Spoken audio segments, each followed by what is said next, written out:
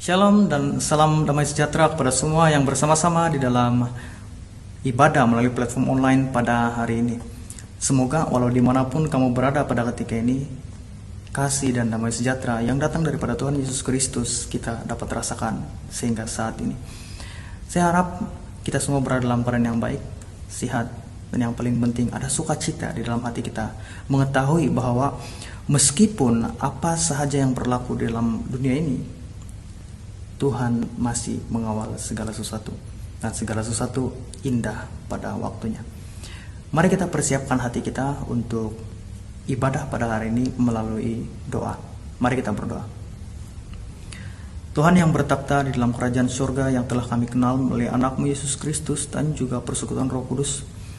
Pada hari ini kami mengucap syukur karena kami diberikan kesempatan untuk beribadah sekali lagi bersama-sama di tempat ini. Kami mohon Tuhan supaya Tuhanlah yang menyertai ibadah ini, supaya ibadah ini dapat memberkati kehidupan kami dan dapat menguatkan iman kami. Ayo persiapkan hati kami untuk menyambut semua berkat Tuhan melalui ibadah dan pelayanan pada hari ini. Di dalam nama Yesus kami berdoa. Amin.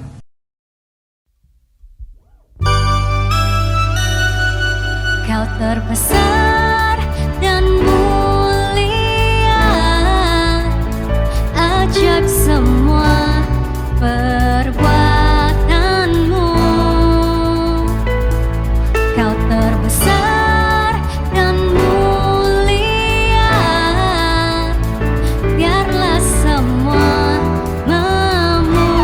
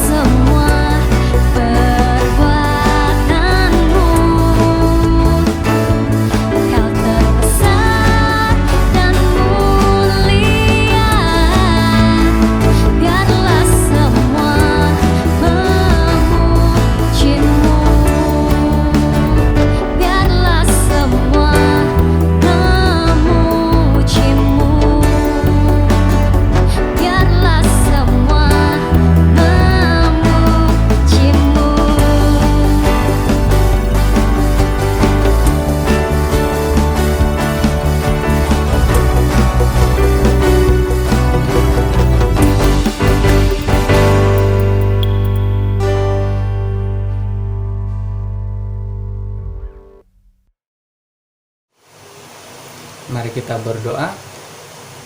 Tuhan Bapa Surgawi yang Maha Suci dan Maha Pemurah, kami orang-orang yang berdosa sangat memerlukan belas kasihan-Mu.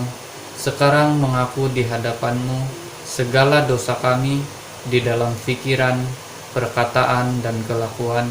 Kami mohon Engkau mengasihani dan memberi anugerah pengampunan-Mu, karena kami sentiasa menuruti hawa nafsu dan melawan kehendak-Mu yang suci, tamak akan keuntungan duniawi dan memandang rendah akan berkat surgawi, serta mensia-siakan kasih dan kemurahan Bapa Surgawi. Kami sentiasa kurang beriman dan juga kurang berkelakuan baik. Kami juga sentiasa tidak memandang penting akan pekerjaan surgawi dan tidak mementingkan kehidupan rohani, tidak mempunyai kesaksian yang baik di hadapan Tuhan. Ya Tuhan, kasihanilah dan ampunilah kami. Sucikanlah kami dengan darah Kristus dan penuhilah kami dengan kuasa Roh Kudus, agar kami dapat dikuatkan kembali untuk melayani Engkau dengan penuh setia. Kami berdoa dalam nama Tuhan Yesus Kristus. Amin.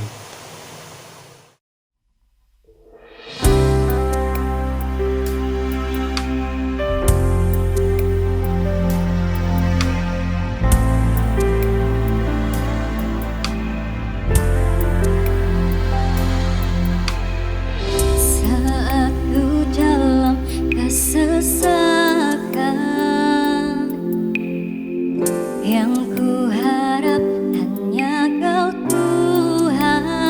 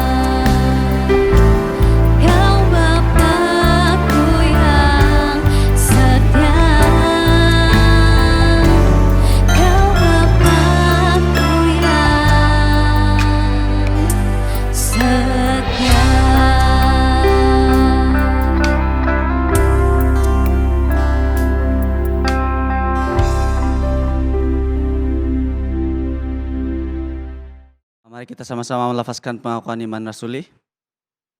Aku percaya kepada Allah, Bapa yang Maha Kuasa, Khalik langit dan bumi, dan kepada Yesus Kristus, anaknya yang tunggal Tuhan kita, yang dikandung daripada Roh Kudus, lahir dari Maryam, yang menderita di bawah pemerintahan Pontius Pilatus, disalibkan, mati dan dikuburkan, turun ke dalam kerajaan maut. Pada hari yang ketiga, bangkit pula dari antara orang mati, naik ke surga, duduk di sebelah kanan Allah, Bapa yang Maha Kuasa. Dan dari sana ia akan datang untuk menghakimi orang yang hidup dan yang mati. Aku percaya kepada Roh Kudus, gereja yang kudus dan am, persekutuan orang kudus, pengampunan dosa, kebangkitan tubuh dan hidup yang kekal. Amin.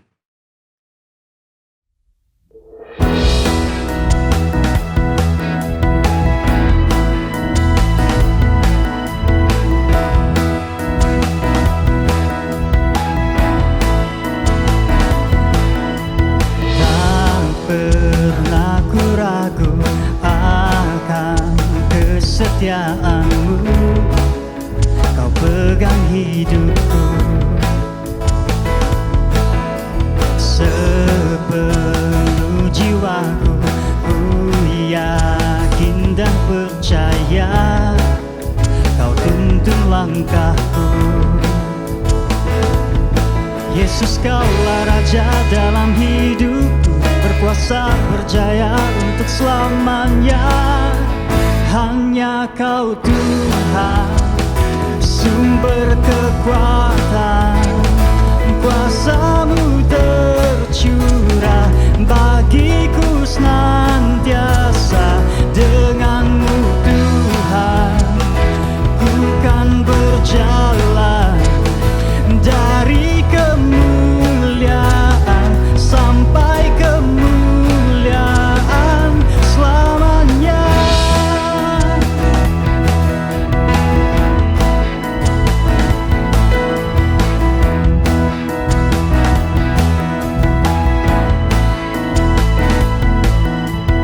Tak pernah ku ragu akan kesetiaanmu, kau pegang hidupku. Sepenuh jiwaku ku yakin dan percaya, kau tuntun langkahku. Yesus, kaulah Raja dalam hidupku, berkuasa berjaya untuk selamanya. Yesus, kaulah Raja dalam hidupku, berkuasa berjaya untuk selamanya. Hanya Kau Tuhan, sumber kekuatan, kuasa-Mu tercurah bagiku senantiasa. Dengan-Mu Tuhan, ku kan berjalan dari kemuliaan sampai kemuliaan. Hanya Kau Tuhan, sumber kekuatan, kuasa-Mu tercurah bagiku senantiasa. Dengan-Mu Tuhan, ku kan berjalan dari kemuliaan sampai kemuliaan selamanya.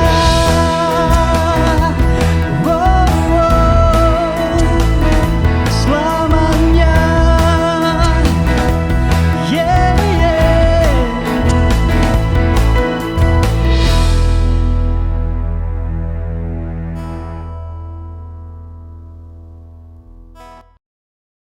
Shalom, selamat pagi dan selamat bersama kembali dalam ibadah melalui platform online pada hari ini. Saya harap walau dimanapun kita berada pada ketika ini, kita semua masih berada dalam keadaan yang baik, keadaan yang sehat. Dan saya berdoa supaya kita semua terus dikuatkan dan dihibur oleh Tuhan kita Yesus Kristus. Semoga kasih dan damai sejahtera daripada Tuhan kita menyertai kita walau dimanapun kita berada pada ketika ini. Saudara dan saudari yang dikasihi Tuhan, Pada bulan ini kita akan belajar mengenai satu tema bulanan yang baru, yaitu membangun. Dan sepanjang bulan ini kita akan bercakap mengenai tema ini. Dan khusus pada hari ini, tema kita yang pertama pada bulan ini ialah membangun dirimu di atas dasar iman. Dan teks pada hari ini diambil daripada Yudas pasal yang pertama, ayat yang ke-17 sampailah ayat yang ke-23. Seperti kebiasaannya, saya akan membacakan teks ini dalam terjemahan bahasa Indonesia kepada kamu semua. Saya bacakan. Tetapi kamu, saudara-saudaraku yang kekasih, ingatlah apa yang dahulu telah dikatakan kepadamu oleh rasul-rasul Tuhan kita, Yesus Kristus. Sebab mereka telah mengatakan kepadamu, menjelang akhir zaman akan tampil pengejek-pengejek yang akan hidup menurut hawa nafsu kefasikan mereka. Mereka adalah pemecah belah yang dikuasai hanya oleh keinginan-keinginan dunia ini dan yang hidup tanpa Roh Kudus. Akan tetapi kamu, saudara-saudaraku yang kekasih, bangunlah dirimu sendiri di atas dasar imanmu yang paling suci dan berdoalah dalam Roh Kudus. Peliharalah dirimu demikian dalam kasih Allah, sambil menantikan rahmat Tuhan kita Yesus Kristus untuk hidup yang kekal. Tunjukkanlah belas kasihan kepada mereka yang ragu-ragu. Selamatkanlah mereka dengan jalan merampas mereka dari api. Tetapi tunjukkanlah belas kasihan yang disertai ketakutan kepada orang-orang lain juga. Dan bencilah pakaian mereka yang dicemarkan oleh keinginan-keinginan dosa. Mari kita persiapkan hati kita. Mari kita berdoa bersama-sama.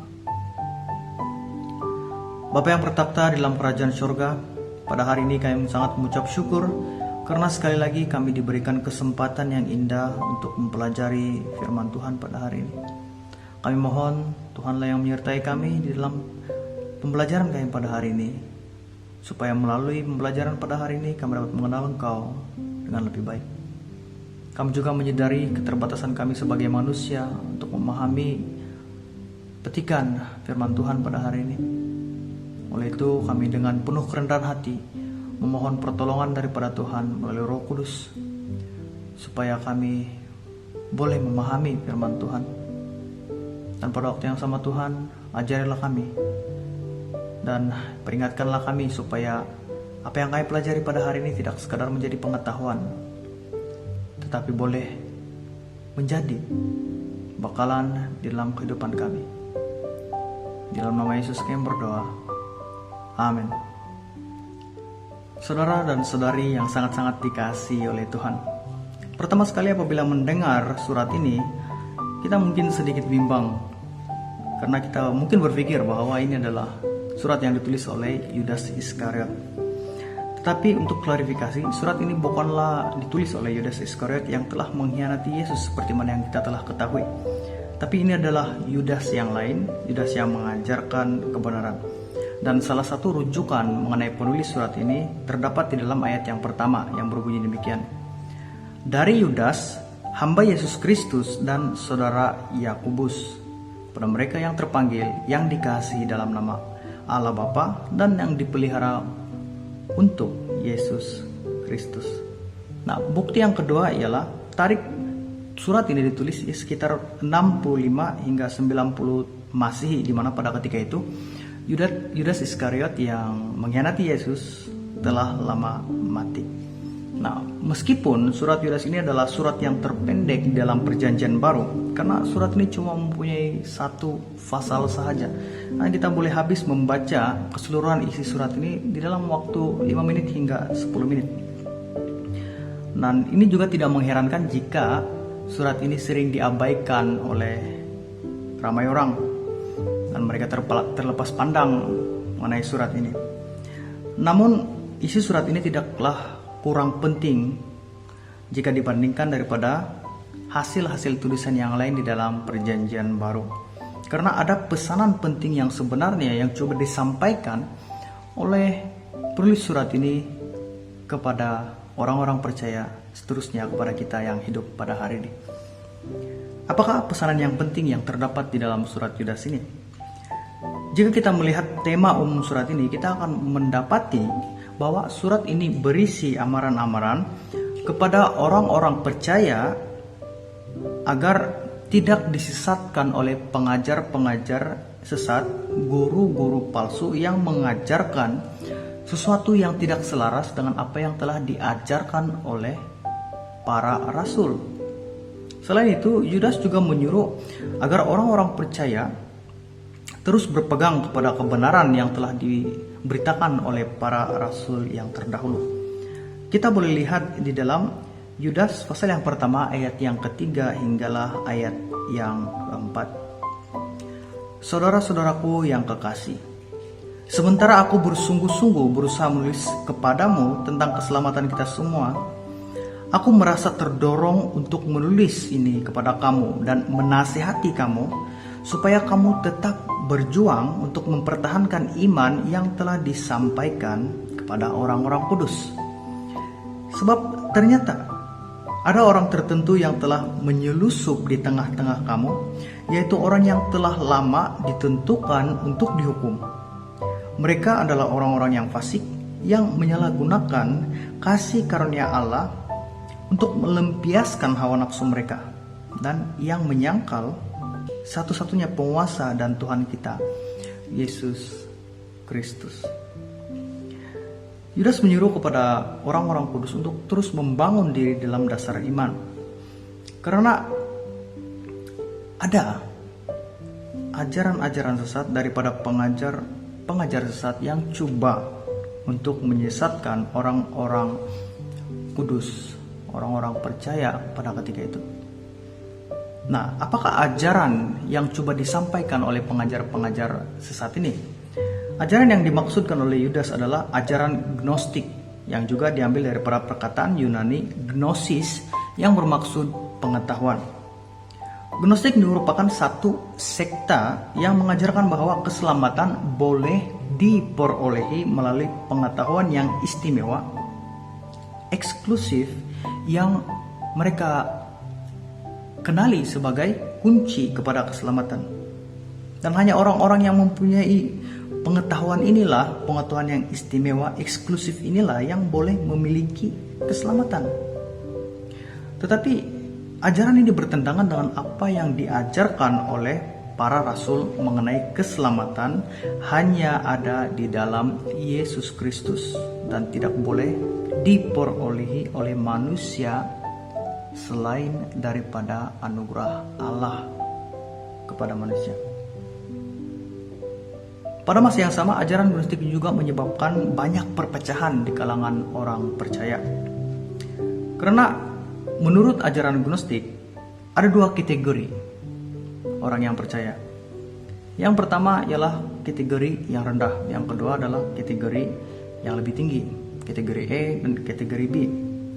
Nah, menurut mereka hanya kategori yang lebih tinggi yang boleh memperolehi pengetahuan dan keselamatan, tetapi orang yang berada dalam kategori bawahan tidak akan diselamatkan. Nah, secara terang-terangan ajaran Gnostik ini menyimpang daripada ajaran para rasul. Ajaran ini juga ditentang oleh bapak-bapak gereja yang awal seperti Origen, Tertullianus, dan juga Justin Martyr. Sebab itulah Yudas melarang dengan sekeras-kerasnya, memberi amaran sekerasnya, peringatan kepada orang-orang kudus pada ketika itu supaya sama sekali tidak terpedaya dengan ajaran-ajaran ini.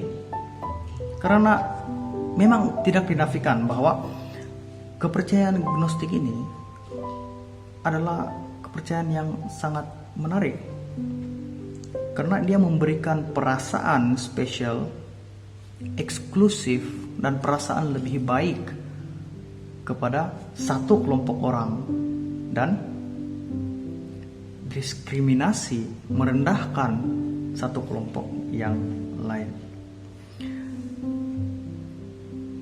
Pada waktu yang sama, pada waktu kini, masih terdapat konsep-konsep ajaran Gnostik modern yang membuatkan para pengikutnya merasa spesial, eksklusif, merasa lebih baik. Dan kita sebagai orang percaya yang hidup pada ketika ini harus berhati-hati, Karena mentality ini masih boleh wujud di dalam gereja, di mana setengah orang merasa lebih baik, lebih kudus, lebih benar jika dibandingkan dengan saudara iman mereka yang lain. Tetapi perlu kita ketahui bahwa di mata Tuhan, setiap orang yang percaya dan yang setia akan diselamatkan. Meskipun berbeza talenta dan keupayaan, di mata Tuhan kita tetap anak-anaknya yang dikasihinya. Ajaran Gnostik tidak percaya dengan kebenaran ini. Mereka mengajarkan hal yang lain dan menyebabkan perpecahan.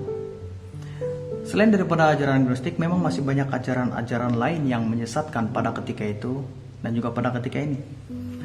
Dan jika kita tidak mempunyai dasar pengetahuan mengenai apa yang kita imani, apa yang kita percaya, kita mungkin akan menjadi mangsa diperdaya oleh ajaran-ajaran ini. Karena pengajar-pengajar palsu, guru-guru yang menyesatkan adalah seperti singa yang mengaum-ngaum yang sedang mencari mangsanya. Jadi bagaimana supaya kita boleh mengelak diri kita daripada diperdaya oleh ajaran-ajaran yang menyesatkan ini? Yang pertama sekali, kita harus tahu apakah dasar iman kita. Apakah dasar iman kita? Persoalan ini seakan-akan susah, tetapi itu tidaklah sesusah yang kamu gambarkan, tetapi tidak juga semudah yang kita pikirkan. Sungguh pun demikian, jawaban yang sederhana bagi persoalan ini ialah dasar iman kita ialah Yesus Kristus. Metik ayat di dalam Matius pasal yang ke-16 ayat yang ke-15. Ketika itu Yesus bertanya kepada Petrus, "Tetapi katamu, siapakah aku ini?" kata Yesus. Siapakah Yesus? Apa yang timbul dalam pikiran kamu andai kata kamu berhadapan dengan persoalan ini? Siapakah Yesus menurut kamu?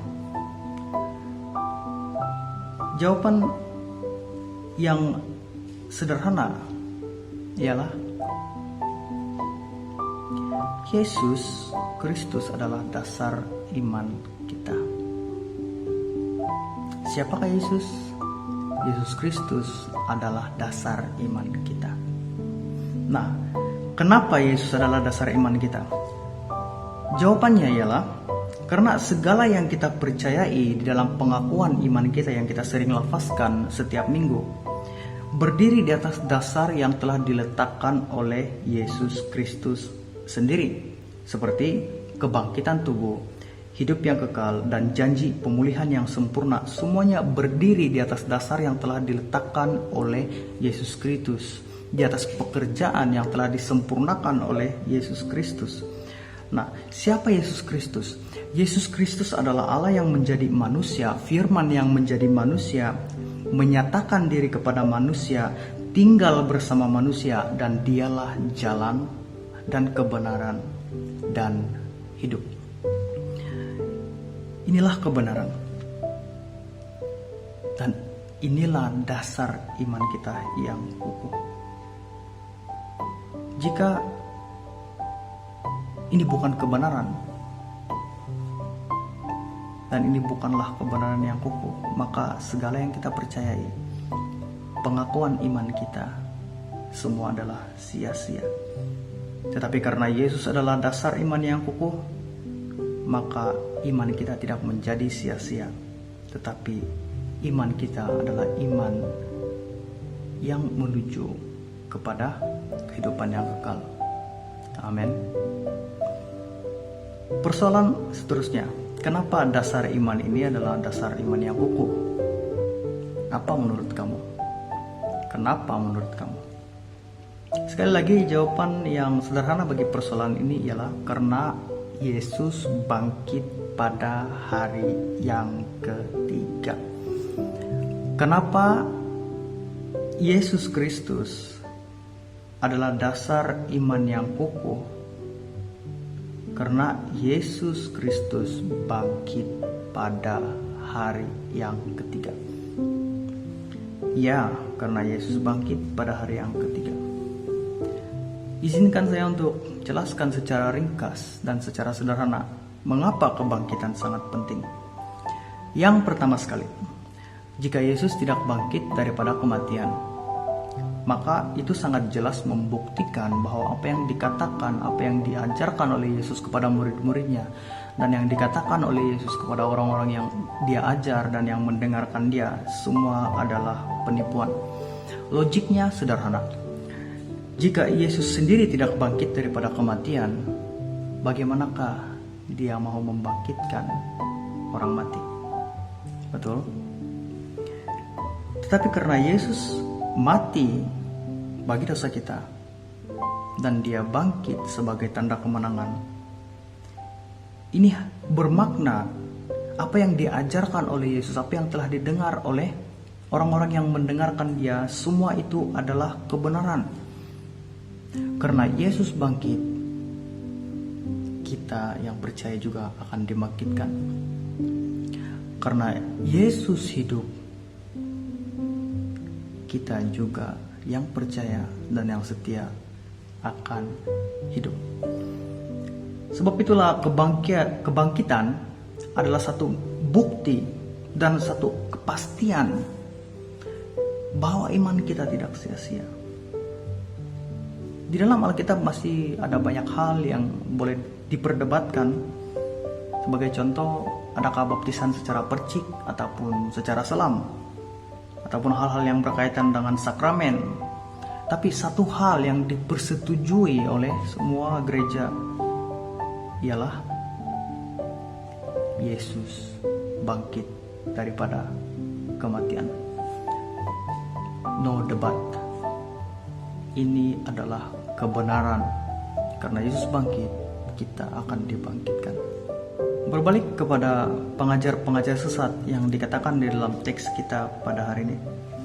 Apa yang berlaku pada ketika itu ialah ada sesetengah orang yang coba mengambil kesempatan daripada orang percaya dengan mengajarkan ajaran palsu seperti yang telah saya sebutkan tadi. Mereka mengajarkan ini untuk kepentingan diri mereka sendiri, untuk memuaskan kedagingan mereka sendiri. Golongan-golongan guru palsu dan pengajar-pengajar kesesatan ini tidak mengajarkan apa yang benar, tetapi mereka memutarbelitkan kebenaran dan mengambil kesempatan atas anugerah Allah untuk manfaat diri mereka sendiri. Dan apabila kita bercakap mengenai pengajar-pengajar sesat, kita tidak perlu melihat kepada tempat yang jauh, tapi kita lihat sekeliling kita. Kita perhatikan sekeliling kita. Karena pengajar-pengajar sesat, guru-guru palsu mungkin ada di sekeliling kita, dan mereka seperti singa yang mengaum-ngaum, yang mencari mangsa. Siapa yang tidak mempunyai pengetahuan yang baik mengenai apa yang dia percayai, maka dia akan dipengaruhi dan diperdaya oleh ajaran-ajaran yang menyesatkan. Saya ingin mengungsikan sedikit mengenai tembok besar Cina, dan saya percaya ramai di kalangan kita yang sudah tahu mengenai tembok besar Cina. Menurut satu artikel yang saya baca mengenai tembok besar Cina, saya kagum melihat tembok itu. Tembok itu sepanjang 21.000 km yang pada awalnya dibangunkan daripada satu rangkaian benteng dan kubu. Tembok itu kemudian mulai dibangun 4 abad sebelum Maharaja Qin Shi Huang menjadi Maharaja pertama China pada tahun 221 sebelum Masehi, dan Maharaja menitahkan untuk membina tembok itu, menjadikan tembok itu sebagai satu benteng yang pada awalnya cuma rangkaian benteng-benteng dan kubu. Dan sudah semestinya pembinaan tembok ini memakan waktu yang sangat lama dan tidak mampu disiapkan dalam waktu yang singkat. Oleh itu, pembinaan itu diteruskan sehinggalah pada dinasti Ming. Tujuan asal tembok ini dibina ialah untuk melindungi China daripada ancaman penjajah luar. Tetapi apa yang menarik yang berlaku ialah tembok itu gagal melindungi ancaman yang datang daripada dalam. Di mana pada 24 April tahun 1644 disebabkan oleh salah seorang panglima dinasti Ming membuka pintu gerbang timur tembok itu, maka orang-orang Manchuria yang diketuai oleh Li Zicheng yang juga merupakan bekas pegawai bawahan dinasti Ming berjaya mengetuai satu pemberontakan dan akhirnya menggulingkan dinasti Ming. Apakah pelajaran yang kita boleh perolehi berdasarkan peristiwa ini? Pertama, kita harus berhati-hati di dalam semua ajaran yang datang daripada luar komuniti kita. Yang kedua, kita harus berhati-hati juga dengan semua ajaran yang datang di dalam komuniti kita. Karena kita tidak tahu di mana bahaya akan timbul, di mana ancaman akan timbul, mau di luar ataupun mau di dalam. Dan jalan yang terbaik bagi kita ialah kita mempersiapkan diri kita setiap saat dan setiap waktu untuk menghadapi sebarang ancaman. Karena orang yang gagal bersedia adalah orang yang sudah bersedia untuk gagal. Bagaimana bersedia? Kita mempersiapkan diri kita dengan kebenaran Alkitab. Kita membaca Alkitab, kita mencari ilmu yang baik dan benar, kita membuat pengkajian yang baik mengenai iman kita. Dan yang paling penting ialah senantiasalah berdoa untuk meminta pimpinan Roh Kudus, supaya kita boleh membezakan mana ajaran yang sehat dan yang baik, mana ajaran yang benar dan yang baik dengan ajaran yang menyesatkan. Jika kita boleh mengenal pokok yang baik melalui buahnya, kita juga akan mengenali pengajar-pengajar sesat ini daripada kehidupan mereka dan perkataan mereka. Sebagai contoh, ada beberapa orang pastor terkenal di Amerika yang mempunyai private jet.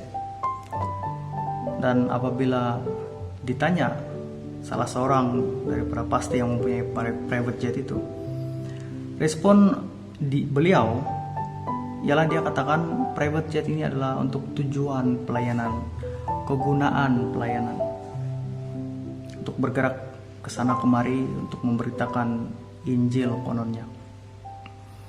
Namun keraguan saya, perlukah itu? Dari mana mereka dapat uang dan biaya? Kalau bukan dari manipulasi dan ajaran-ajaran yang tidak berdasarkan Alkitab yang mereka katakan kepada jemaat-jemaatnya. Sebenarnya masih banyak hal lain yang tidak dapat disebutkan satu persatu. Tapi pada hari ini, jika kita mengetahui bahwa pengajar-pengajar kesesatan boleh datang daripada dalam komuniti kita ataupun luar komuniti kita, kita berhati-hatilah dan berwaspadalah setiap waktu. Janganlah disesatkan dengan ajaran-ajaran yang jelas menyimpang daripada kebenaran Alkitab. Selalu bertanya pada diri, adakah ajaran ini sesuai dengan ajaran Alkitab? Ajaran yang sehat dan benar sebelum percaya bulat-bulat. Secara ringkasnya ialah setelah mengetahui semua ini, apa yang perlu kita lakukan? Sesuai dengan tema kita pada hari ini, bangunlah dirimu di atas dasar iman, yaitu dengan belajar mengenai kebenaran di dalam Alkitab. Carilah ajaran yang sehat dan yang benar. Berdoalah kepada Tuhan dan binalah hubungan dengan Tuhan supaya kita tidak jatuh dalam pencobaan, tidak diperdayakan dengan ajaran-ajaran yang kedengarannya baik di telinga tetapi menyesatkan dan menuju kematian. Seterusnya, jauhilah kejahatan dan percaya dan setialah sampai akhir hayat. Saya harap apa yang kita telah pelajari pada hari ini dapat membantu kita untuk menjadi lebih seperti Kristus hari demi hari dan juga merupakan bekalan dalam perjalanan iman kita. Mari kita berdoa bersama-sama. Bapa yang bertakhta di dalam kerajaan surga, kami mengucap syukur pada hari ini kami telah diperingatkan sekali lagi mengenai ajaran-ajaran yang menyesatkan, yang boleh memisahkan kami daripada kebenaran yang sejati. Tuhan, bantu kami, pimpin kami Tuhan, supaya kami dapat membezakan mana ajaran yang baik dan sehat dengan ajaran yang menyesatkan. Karena kami tahu kami lemah, kami kurang bijaksana, tapi jika Tuhan yang bersama kami mampu membezakan yang baik dan yang jahat. Tolong kami Tuhan di dalam perjalanan iman kami, supaya kami tetap kuat dan tetap berada di dalam landasan yang benar. Dalam kesempatan kali ini juga Tuhan, kami mau berdoa untuk jemaat-jemaat yang berada di mana sahaja pada ketika ini. Tuhan yang melihat kehidupan mereka, setiap perincian kehidupan mereka, Tuhan yang menjaga. Bagi mereka yang sedang sakit, Tuhan yang memberikan kesembuhan. Bagi mereka yang sedang bersedih, Tuhan yang memberikan penghiburan. Bagi mereka yang kekurangan, Tuhan yang memberikan kecukupan. Bagi mereka yang kesunyian, Tuhan yang menjadi sahabat. Kehidupan jemaat-jemaat kami mau serahkan sepenuhnya dalam tangan Tuhan dan penguasaan Tuhan.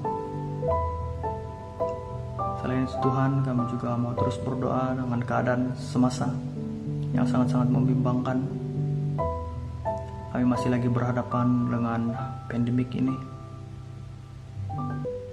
dan kami masih belum bebas, belum menang di dalam perperangan yang sedang berlaku disebabkan oleh pandemik ini. Tapi Tuhan, banyak keinginan kami sebagai manusia, tapi bukanlah kehendak kami yang terjadi, melainkan kehendak Tuhan yang terjadi. Di dalam nama Yesus kami berdoa. Amin.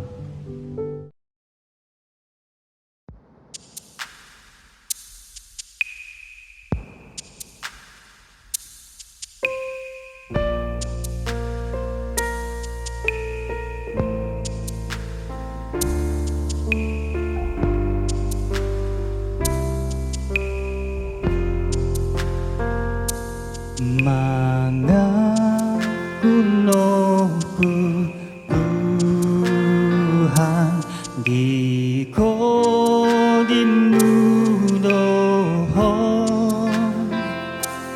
intorono sidohon koruhango oku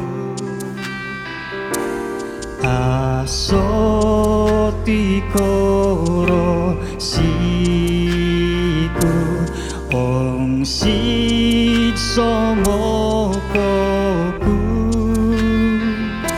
sidikawo Tuhanku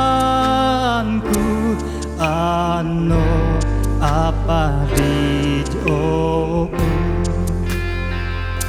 Mintorono sidohon Oh Yesus Tuhanku supaya aku boso oh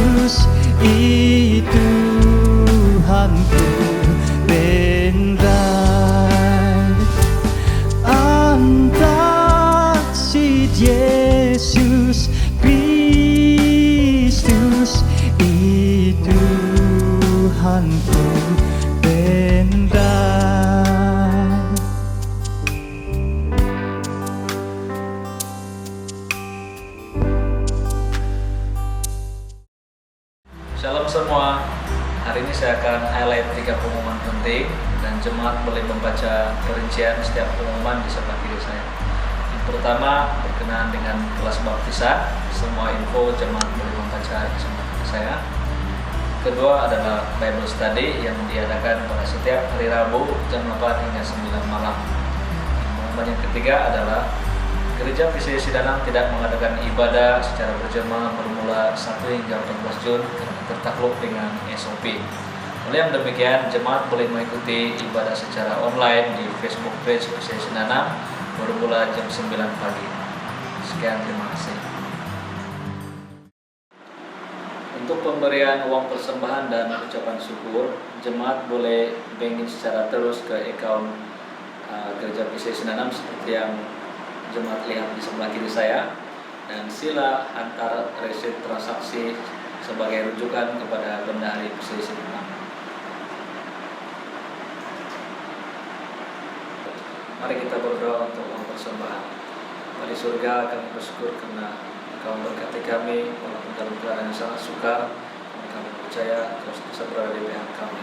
Dan ajari kami Tuhan Yesus supaya senantiasa bersyukur dengan apapun yang kami ada pada saat ini di surga. Dan terima kasih karena Engkau mengajarkan kami bagaimana berdoa. Bapa kami yang di surga, kuduskanlah nama-Mu, datanglah kerajaan-Mu, jadilah kehendak-Mu di bumi seperti di surga. Berikanlah kami pada hari ini makanan kami yang secukupnya, dan ampunilah kami akan kesalahan kami, seperti kami juga mengampuni orang yang bersalah kepada kami. Dan janganlah membawa kami ke dalam pencobaan, tapi lepaskanlah kami daripada yang jahat. Karena Engkau-lah yang mempunyai kerajaan dan kuasa dan kemuliaan sampai selama-lamanya. Amin.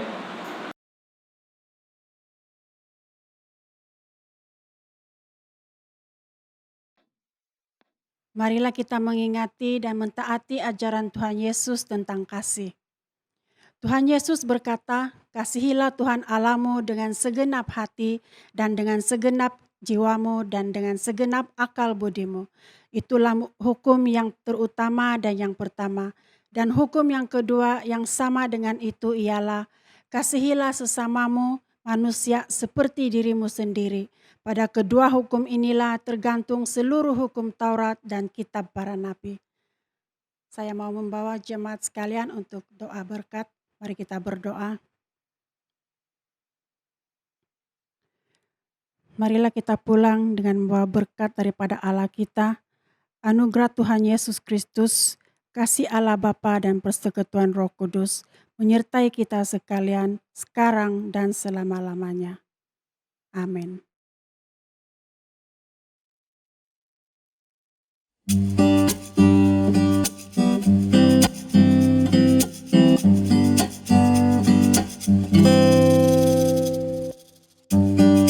Bila ku pandang indahnya karyamu di dunia, ku terkagum akan kemahakuasaan yang esa. Bila ku tatap pelangimu di langit lukis indah, ingatkanku akan janji kasihmu dalam hidupku. Tak dapat ku bayangkan betapa berharganya diriku, kau angkatku jadi anakmu. Siapalah aku di matamu, oh Tuhan, bandingkan dunia ini, oh Tuhan. Terlalu kecil diri ini, kau pandang berharga dari segalanya. Apa yang dapat ku berikan kepadamu untuk membalas kebaikanmu, oh Tuhan. Seluruh hidupku persembahkan kepadamu, oh Tuhanku, karena Engkau mengasihi diriku.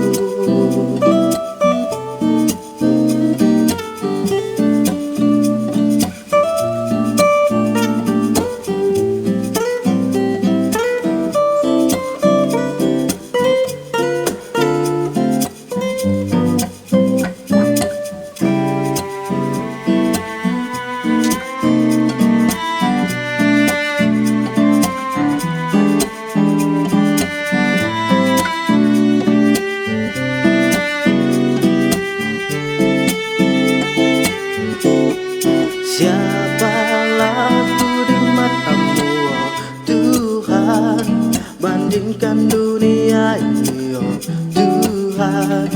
Terlalu kecil diri ini, Kau pandang berharga dari segalanya.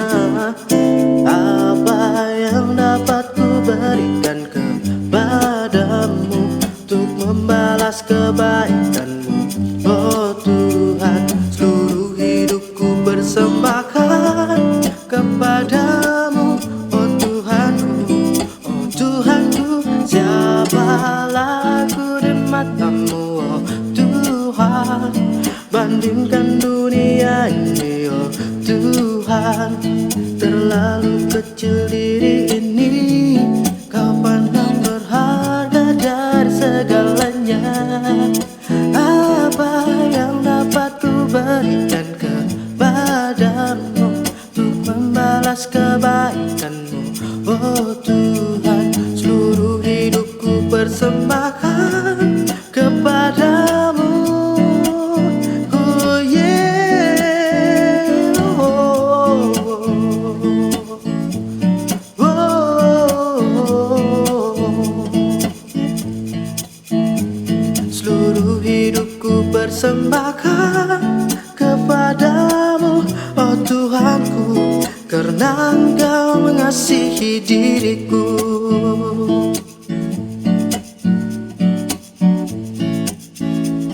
Karena Engkau mengasihi diriku.